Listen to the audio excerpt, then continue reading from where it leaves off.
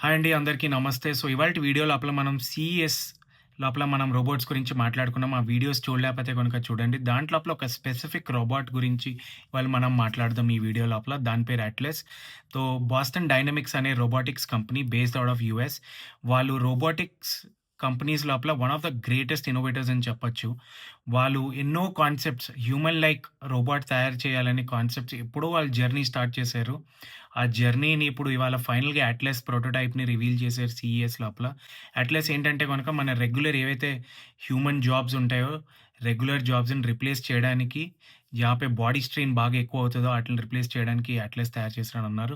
For example మీరు చూస్తే గనక చాలా సార్లు వెయిట్ ఎత్తి మీరు ఒక చోట పెట్టడం, ట్రక్ లోపల వెయిట్ లోడ్ చేయడం, ఇలాంటి టాస్క్‌లన్నిటిని గూడా అట్లస్ ద్వారా బాస్టన్ డైనమిక్స్ సాల్వ్ చేద్దాం అనుకుంటున్నారు. మీరు పైన వీడియోలో అయితే కనపడుతుంది కదా! ఎంత అట్రాక్టివ్‌గా ఉందో అంటే మనలాగే హ్యూమన్ ఫార్మ్‌తోనే అది అన్ని టాస్క్‌లు పెర్ఫార్మ్ అవుతుంది.